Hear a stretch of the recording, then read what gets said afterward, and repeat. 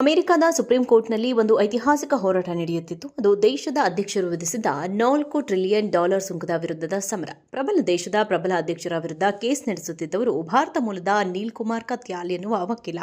237 ವರ್ಷಗಳ ಇತಿಹಾಸದಲ್ಲಿ supreme court ಯಾವತ್ತೂ ಒಬ್ಬ ಅಧ್ಯಕ್ಷನ ಪ್ರಮುಖ ನಿರ್ಧಾರವನ್ನು ರದ್ದುಗೊಳಿಸಿರಲಿಲ್ಲ. ದೊಡ್ಡ ಕಾನೂನು ಪಂಡಿತರು ಇದು ಅಸಾಧ್ಯ, ನೀಲ್ ಸೋಲುವುದು ಖಚಿತ ಎಂದು ಭವಿಷ್ಯ ನುಡಿದಿದ್ರು. ಆದರೆ ಟ್ರಂಪ್ ಸುಂಕ ಕ್ರಮ ವಿರುದ್ಧ ಕೋರ್ಟ್ 6-3 ಅಂತರದಿಂದ ತೀರ್ಪು ಕೊಟ್ಟಿತ್ತು. ನೀಲ್ ಗೆಲುವು ಎಲ್ಲರಲ್ಲೂ ಅಚ್ಚರಿ ಮೂಡಿಸಿತು. ಆದರೆ ನೀಲ್ ಕುಮಾರ್ ಕತ್ಯಾಲ್ ಈ ಕೇಸ್ ವೇಳೆ ಆತ್ಮವಿಶ್ವಾಸದಿಂದ ಇದ್ರು. ಅದು ಮೊಂಡುತನವಾಗಿರಲಿಲ್ಲ. ಕೋರ್ಟ್ನಲ್ಲಿ ನೀಲ್ ವಾದಕ್ಕೆ ನ್ಯಾಯಾಧೀಶರು ಅಸ್ತು ಎಂದರು. ಟ್ರಂಪ್ ಆಡಳಿತದ ವಿರುದ್ಧ ಕೋರ್ಟ್ನಿಂದ ತೀರ್ಪು ಬರೆಸುವುದೆಂದರೆ ಸಾಮಾನ್ಯ ವಿಷಯವಲ್ಲ. ಟ್ರಂಪ್ ವಿರುದ್ಧ ನೀಲ್ ಪ್ರಯತ್ನ ಫಲ ಕೊಡಲ್ಲ ಎಂದಿದ್ದ ಸಹೋದ್ಯೋಗಿಗಳಿಗೆ ಅಚ್ಚರಿಯಾಗಿತ್ತು. ನೀಲ್ ಅವರು ಈ ಕೇಸ್ ಗೆದ್ದ ಕತೆ ನಿಜಕ್ಕೂ ಅಚ್ಚರಿ ತರುವಂತಹದ್ದು. ತೀರ್ಪು ಬರುವ ಕೆಲ ತಿಂಗಳ ಹಿಂದೆಯೇ ಆರಂಭವಾದ ಕತೆ ಅದು. ನೀಲ್ ಕತ್ಯಾಲ್ ಅವರು ಟೆಡ್ನಲ್ಲಿ ಎಲ್ಲವನ್ನ ಸವಿವರಾಗಿ ಹಂಚಿಕೊಂಡಿದ್ದಾರೆ. ಇವತ್ತು ಟೆಡ್ನಲ್ಲಿ ಅವರ ಮಾತುಗಳು ಪ್ರಕಟವಾಗುತ್ತವೆ. ನಿನ್ನೆ ಅವರು ಈ ಸಂಬಂಧ ಟ್ವೀಟ್ ಮಾಡಿ ಮುನ್ನೋಟ ನೀಡಿದ್ದಾರೆ. ತಮಗೆ ಕೇಸ್ ಗೆಲ್ಲಲು ಹೇಗೆ ಸಾಧ್ಯವಾಯಿತು ಎಂಬುದನ್ನು ಹಂಚಿಕೊಂಡಿದ್ದಾರೆ. ಎಐ ಕಾಲಘಟ್ಟದಲ್ಲಿ ಜಾಣ ಮನುಷ್ಯ ಜಾಣ ಯಂತ್ರವನ್ನು ಹೇಗೆಲ್ಲ ಉಪಯೋಗಿಸಬಹುದು ಎಂಬುದನ್ನು ತೋರಿಸಿಕೊಟ್ಟಿದ್ದಾರೆ. ಮಾನವೀಯ ಸ್ಪರ್ಶ ಬೇಕೇ ಬೇಕು ಎನ್ನುವ ಕೋರ್ಟ್ ಕಲಾಪದಲ್ಲಿ ಐ ಸ್ಪರ್ಶ ಇದ್ದರೆ ಹೇಗಿತ್ತು ಎಂಬುದನ್ನು ನೀಲ್ ತೋರಿಸಿಕೊಟ್ಟಿದ್ದಾರೆ. ಅಮೆರಿಕದ ಸುಪ್ರೀಂ ಕೋರ್ಟ್ನಲ್ಲಿ ಒಂದು ಐತಿಹಾಸಿಕ ಹೋರಾಟ ನಡೆಯುತ್ತಿತ್ತು. ಅದು ದೇಶದ ಅಧ್ಯಕ್ಷರು ವಿಧಿಸಿದ್ದ $4 ಟ್ರಿಲಿಯನ್ ಸುಂಕದ ವಿರುದ್ಧದ ಸಮರ.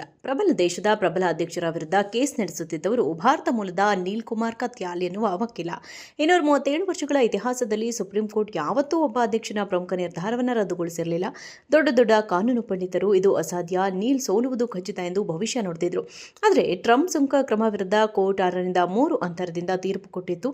ನೀಲ್ ಗೆಲುವು ಎಲ್ಲರಲ್ಲೂ ಅಚ್ಚರಿ ಮೂಡಿಸಿತು. ಆದರೆ ನೀಲ್ ಕುಮಾರ್ ಕತ್ಯಾಲ್ ಈ ಕೇಸ್ ವೇಳೆ ಆತ್ಮವಿಶ್ವಾಸದಿಂದ ಇದ್ರು. ಅದು ಮೊಂಡುತನವಾಗಿರಲಿಲ್ಲ. ಕೋರ್ಟ್ನಲ್ಲಿ ನೀಲ್ ವಾದಕ್ಕೆ ನ್ಯಾಯಾಧೀಶರು ಅಸ್ತು ಎಂದರು. ಟ್ರಂಪ್ ಆಡಳಿತದ ವಿರುದ್ಧ ಕೋರ್ಟ್ನಿಂದ ತೀರ್ಪು ಬರೆಸುವುದೆಂದರೆ ಸಾಮಾನ್ಯ ವಿಷಯವಲ್ಲ. ಟ್ರಂಪ್ ವಿರುದ್ಧ ನೀಲ್ ಪ್ರಯತ್ನ ಫಲ ಕೊಡಲ್ಲ ಎಂದಿದ್ದ ಸಹೋದ್ಯೋಗಿಗಳಿಗೆ ಅಚ್ಚರಿಯಾಗಿತ್ತು. ನೀಲ್ ಅವರು ಈ ಕೇಸ್ ಗೆದ್ದ ಕತೆ ನಿಜಕ್ಕೂ ಅಚ್ಚರಿ ತರುವಂತಹದ್ದು. ತೀರ್ಪು ಬರುವ ಕೆಲ ತಿಂಗಳ ಹಿಂದೆಯೇ ಆರಂಭವಾದ ಕತೆ ಅದು. ನೀಲ್ ಕತ್ಯಾಲ್ ಅವರು ಟೆಡ್ನಲ್ಲಿ ಎಲ್ಲವನ್ನ ಸವಿವರಾಗಿ ಹಂಚಿಕೊಂಡಿದ್ದಾರೆ. ಇವತ್ತು ಟೆಡ್ನಲ್ಲಿ ಅವರ ಮಾತುಗಳು ಪ್ರಕಟವಾಗುತ್ತವೆ. ನಿನ್ನೆ ಅವರು ಈ ಸಂಬಂಧ ಟ್ವೀಟ್ ಮಾಡಿ ಮುನ್ನೋಟ ನೀಡಿದ್ದಾರೆ. ತಮಗೆ ಕೇಸ್ ಗೆಲ್ಲಲು ಹೇಗೆ ಸಾಧ್ಯವಾಯಿತು ಎಂಬುದನ್ನು ಹಂಚಿಕೊಂಡಿದ್ದಾರೆ. ಎಐ ಕಾಲಘಟ್ಟದಲ್ಲಿ ಜಾಣ ಮನುಷ್ಯ ಜಾಣ ಯಂತ್ರವನ್ನು ಹೇಗೆಲ್ಲ ಉಪಯೋಗಿಸಬಹುದು ಎಂಬುದನ್ನು ತೋರಿಸಿಕೊಟ್ಟಿದ್ದಾರೆ.